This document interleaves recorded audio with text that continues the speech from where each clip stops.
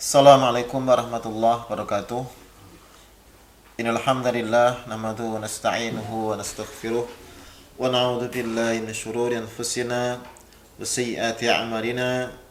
May yahdihillahu fala mudilla lahu wa may yudlil fala hadiya lahu. Asyhadu an la ilaha illallah wahdahu la syarika lahu wa asyhadu anna Muhammadan 'abduhu wa rasuluh. Wa sallallahu alaihi wa ala alihi wa ashabihi wa mawalah wa sallama tasliman katsira. Amma ba'd, kaum muslimin yang dirahmati Allah Subhanahu wa taala. Alhamdulillah, kita bersyukur pada Allah Azza wa Jalla yang telah memberikan taufik pada kita untuk terus di atas petunjuk Allah Subhanahu wa taala, untuk terus mengikuti agama Allah Subhanahu wa taala. Dan juga kita bersyukur pada Allah Subhanahu wa taala yang telah memilihkan kepada kita agama yang sahih, agama yang lurus, agama yang membawa kebahagiaan yang sebenarnya di dunia dan di akhirat kita.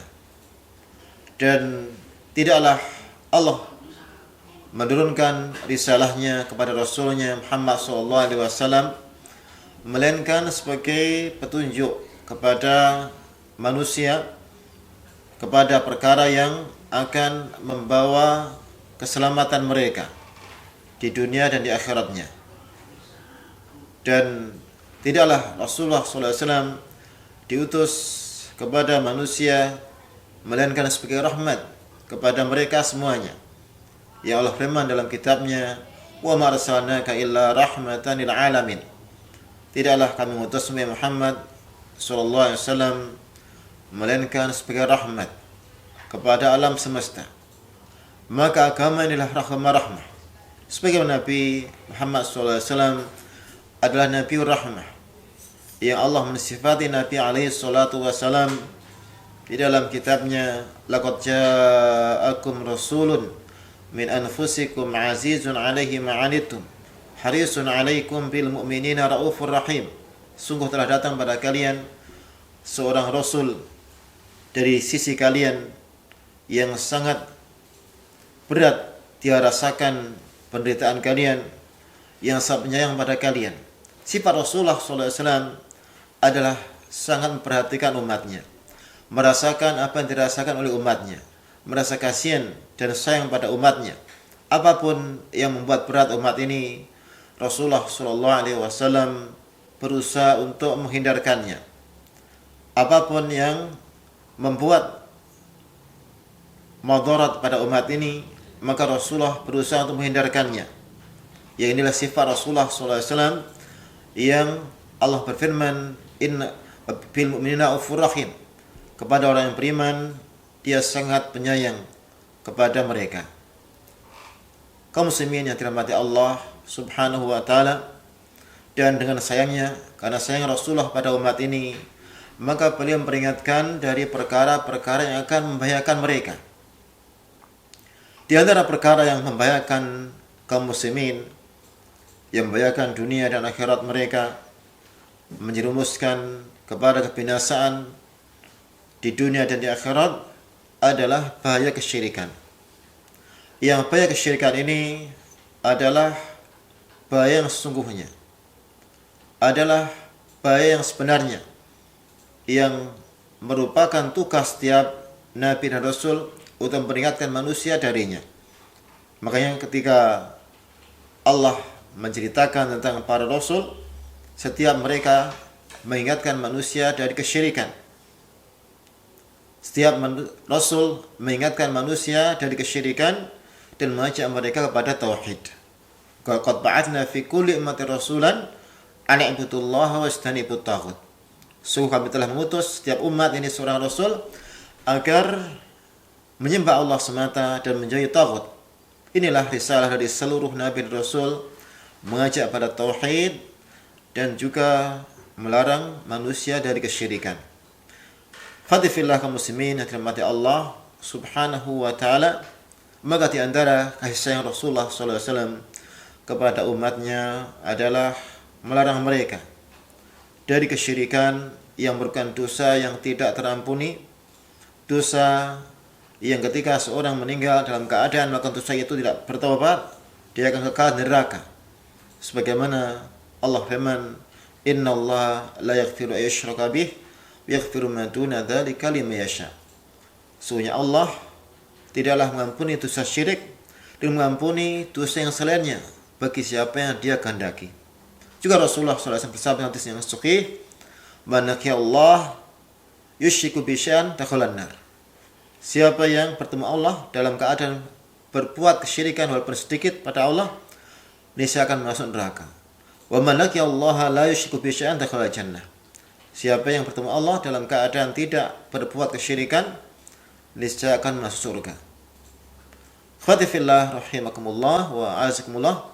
Inilah bahaya yang besar yang Rasulullah menyayangkan pada umatnya kalau terjatuh dalam niat kesyirikan.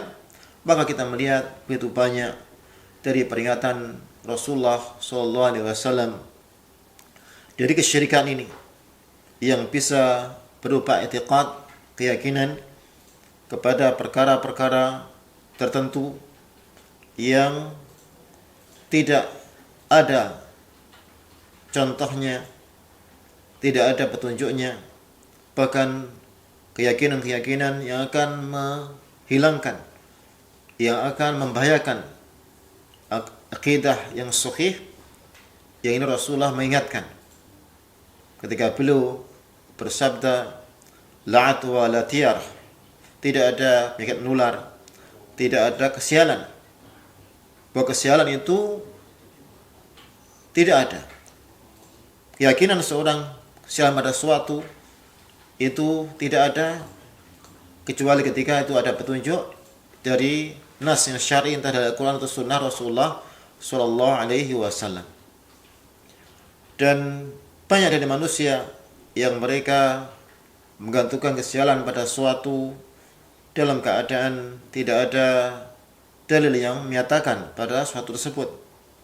Dan juga Rasulullah SAW mengajak untuk mengikuti petunjuk yang sahih yang akan menyelamatkan, termasuk keyakinan-keyakinan yang merusak, yang beliau menghilangkan segala keyakinan dari jahiliyah yang telah merusak keyakinan tentang adanya zat atau Tuhan-Tuhan yang sembah selain Allah Subhanahu wa taala yang bisa memberi manfaat dan madarat, baik berupa berhala-berhala maupun berupa pepohonan ataupun kuburan-kuburan keramat yang semua telah dilarang oleh Islam. Ya Rasulullah melarang itu semua. Fatifillah rahimakumullah wa askumullah. Maka al-barakatu minallah, berkah semua dari Allah. Tidak ada seorang yang boleh meyakini berkah pada suatu kecuali ketika ada nas dari Allah dan Rasulullah SAW. Dan di antara perkara yang bisa merusak akidah adalah keyakinan, keberkahan atau keberuntungan pada benda-benda tertentu, yang ini telah diperingatkan jauh-jauh oleh Rasulullah SAW. Ketika Rasulullah SAW memperingatkan para sahabat dari tamimah atau jimat, yang ketika Rasulullah melihat seorang sahabat memakai jimat tersebut, maka langsung dicabut oleh Rasulullah. Ketika ada orang yang memakai tali yang melingkar di lengannya, tanya oleh Rasulullah, ada apa ini? Orang ini mengatakan, minal wahinah, dari penyakit yang akan bisa melemahkan. Maka Rasul mengatakan, innaka la tazidu ila wahnan. Yang jimat ini akan menambah kecuali semakin lemah kamu ini. Maka dia dihukum oleh Allah ketika meyakini sesuatu yang bisa membuat dia kuat selain Allah, maka dihukum oleh Allah dengan semakin lemah. Demikian juga adanya hal yang marak sekarang ini atau juga mungkin sebelum ini tentang keyakinan adanya boneka yang bisa membawa keberuntungan. Dan ini kita melihat kalau dari fenomena yang ada, ini banyak pelanggaran syar'i ketika orang memelihara atau mengambil boneka ini, tentunya sudah melanggar. Karena kita melihat bahwa ini tidak hal yang diperlukan. Seperti kita lihat ada khilaf antara ulama yang mereka membahas masalah ini. Kita jelaskan aja. Yang mungkin sekarang sedang mana adalah spirit doll atau boneka arwah. Dari namanya ini sudah mengandung pelanggaran secara syar'i. Kemudian kalau kita melihat prakteknya juga, ini juga sudah banyak yang jauh dari tatanan atau aturan yang disebutkan oleh Islam. Yang pertama tentang hukum boneka ini, ada beberapa riwayat yang Rasulullah membolehkan. Seperti ketika Aisyah radhiyallahu anha, dia memiliki boneka ketika dia masih kecil yang bermain dengan teman-temannya. Ada yang berbentuk seperti kuda yang bersayap, ada yang berbentuk seperti pengantin. Meskipun kita tahu persis seperti itu, jelas tidak ada teknologi yang bisa membuat boneka persis seperti manusia sekarang. Hanya kain yang dibentuk, ada kepalanya, ada tangannya, kakinya dan sebagainya. Kalau yang berupa kuda dimiripkan dan sebagainya, tidak seperti boneka zaman sekarang yang persis dengan teknologi yang canggih seperti manusia atau seperti anak atau seperti bayi. Ini tentunya belum ada pada zaman Rasulullah SAW. Makanya memang kita melihat ada pendapat seperti Imam Nawawi atau Ibnu Hajar yang bolehkan boneka untuk anak perempuan yang kecil karena untuk mendidik mereka nanti kan menjadi ibu. Adapun dari ulama yang lain, mereka melarang karena perbedaan antara boneka yang zaman sekarang ini dengan boneka yang dimiliki Ummul Mukminin Aisyah radhiyallahu anha. Dan tentunya kehati-hatian dalam hal ini lebih diutamakan ketika yang boneka ini sangat mirip dengan manusia, maka sangat dikhawatirkan akan masuk dalam larangan surah atau gambar yang bernyawa. Ya Rasulullah menyatakan, la tadkhulul malaikatu bayatan fi surah. Tidak akan masuk rumah yang di dalamnya ada gambar. Dan gambar ini bisa dua dimensi atau tiga dimensi yang timbul, dan tentunya boneka masuk di dalamnya. Yang ini tentunya lebih berhati-hati kita meninggalkan hal tersebut, karena ini sangat mirip dengan manusia atau makhluk yang bernyawa. Inilah yang dulu disampaikan oleh guru kami Syekhuna Syekh Abdul Muhsin Al-Abbad, yang beliau membedakan antara boneka zaman Ummul Mukminin Aisyah dengan zaman sekarang. Kalau sekarang lebih daging, itu lebih teliti, lebih mirip dengan manusia, makanya lebih dilarang. Dan kalaupun mungkin ada boneka yang seperti zaman Aisyah radhiyallahu anha, itu pun dibolehkan. Bagi yang bolehkan adalah bagi anak-anak perempuan yang kecil yang mereka butuhkan mainan dan melatih mereka menjadi ibu di kemudian hari. Adapun yang anak dewasa atau laki-laki dewasa, perempuan dewasa, tentunya tidak dibolehkan sama sekali untuk memiliki boneka-boneka tersebut, entah dengan alasan untuk permainan ataupun untuk tujuan yang lain. Fatifillah rahimakumullah wa azikumullah. Dan kita melihat bahwa orang-orang yang memiliki atau mengoleksi dari boneka ini, mereka meyakini adanya keberuntungan dengan memeliharanya. Yang lebih parah, mereka menganggapnya sebagai manusia karena ada ruhnya. Dianggap ada ruhnya, ada nyawanya di dalamnya, kemudian diberi makan dan sebagainya, diperlakukan sebagai manusia. Ini juga merupakan penyimpangan. Yang pertama, ketika anggapan keberuntungan pada boneka ini menjadi akidah yang sahih yang menyatakan bahwa al-barakatu minallah, berkah semua dari Allah. Tidak ada berkah pada suatu pun kecuali kalau ada nas dari Allah dan Rasulnya. Seperti ada berkah pada air Zam-Zam, ini ada nas dari Rasulullah SAW. Yang Zam-Zam bima syuriba lahu. Ya, ini ada nasnya. Dia adalah obat. Ya. Syifa'u suqmin wa ta'amu tu'min. Dia adalah merupakan obat penyakit dan juga makanan yang mengenyangkan. Ini nasihat Rasulullah SAW. Seperti tempat yang mengandung berkah yaitu masjid-masjid. Ya. Ini juga ada nasnya. Adapun benda-benda yang lain yang tidak dalilnya seperti batu yang dianggap keramat misalnya atau dianggap bisa menyembuhkan, ini semua adalah kesyirikan yang nyata. Yang kalau seorang meyakini itu yang memberi manfaat selain Allah dengan sendirinya, dia adalah syirkul akbar. Syirik yang akan mengeluarkan pelakunya dari agama. Demikian juga ketika meyakini keberuntungan pada boneka ini, tentunya ada merupakan kesyirikan yang besar yang bisa mengeluarkan pelakunya dari Islam. Ini sangat berbahaya.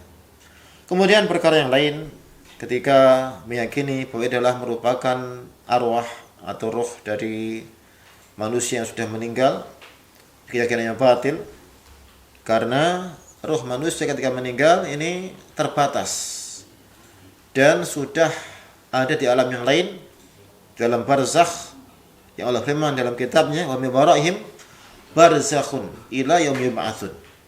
Di belakang mereka yang sudah meninggal ini ada barzakh, pembatas sampai hari kiamat.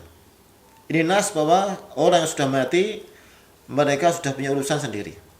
Mereka berada di alam yang lain, bukan di dunia. Keyakinan meyakini ada arwah yang gentayangan atau yang masuk pada benda tertentu, ini adalah keyakinan yang batil. Yang roh, kalau dia ada orang yang baik, maka dia iliyin, di tempat yang tinggi. Kalau roh itu yang jelek, maka fisijin, di tempat yang paling bawah. Sudah tidak di alam dunia lagi. Apalagi sampai masuk ke boneka dan sebagainya, ini jelas keyakinan batil atau khurafat. Kalau ada orang Islam meyakini telah menyelisih nas yang sahih di Al-Quran dan Sunnah Rasulullah Sallallahu Alaihi Wasallam. Fatifillah rahimakumullah wa askumullah. Dan juga meyakini bahwa boneka ini bisa bicara atau kemudian juga membutuhkan makanan, perhatian dan sebagainya. Ini adalah penyimpangan, kelainan. Ya, bagaimana orang yang waras kemudian meyakini hal tersebut. Ya, ini tidak beda dengan orang gila yang dia memiliki kelainan dalam kejiwaan sehingga meyakini sesuatu yang benda mati bisa bicara dan sebagainya. Kemudian hal yang lagi adalah tabdzir di dalam membeli atau mengoleksi dari benda-benda ini yang kabarnya sampai ratusan juta harganya. Ya, apalagi kalau sampai banyak. Ini tabdzir yang besar sekali yang Allah melarang dari tabdzir, pemborosan.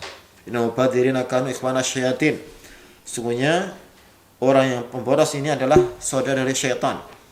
Berapa banyak harta yang dikeluarkan untuk hal seperti ini, kalau disalurkan pada orang yang membutuhkan, kaum muslimin yang banyak yang mereka membutuhkan uluran dari bantuan atau untuk membantu para penuntut ilmu atau untuk sarana-sarana ibadah dan sebagainya, itu lebih bermanfaat. Dan kami mengajak pada kaum muslimin semuanya, khususnya yang memiliki hobi untuk koleksi seperti ini, hendaknya meninggalkan kebiasaan buruk ini dan juga kembali pada Allah Subhanahu wa taala. Kembali pada kita yang sahihah, yang akan menyelamatkan, yang kemudian juga akan membawa pada kebahagiaan yang sebenarnya. Kebahagiaan dengan mengikuti petunjuk Allah Subhanahu wa taala. Ketenangan bukan dari penegakan, itu ketenangan dari Allah. Ketika seorang berzikir, maka mendapat ketenangan. Ketika seorang beribadah pada Allah, mendapatkan ketenangan. Adapun dengan hal seperti ini tidak membawa kecuali kadang semakin gelisah, apalagi kalau sampai syaitan masuk, maka malaikat akan masuk juga sehingga dicabut rahmat dari tempat-tempat atau rumah-rumah yang ada boneka tersebut, yang tentunya akan membawa kepada keburukan. Dan semoga Allah senantiasa memberikan taufik pada kita untuk mengikuti nasihat yang baik dan juga mengamalkannya, dan juga menjauhkan kita semua dari semua jalan-jalan keburukan. Allah alam bisawab. Sallallahu Muhammad wa alihi wasallam. Subhanallah, asyhadu an la ilaha illa anta astaghfiruka wa atubu ilaik. Assalamualaikum warahmatullahi wabarakatuh.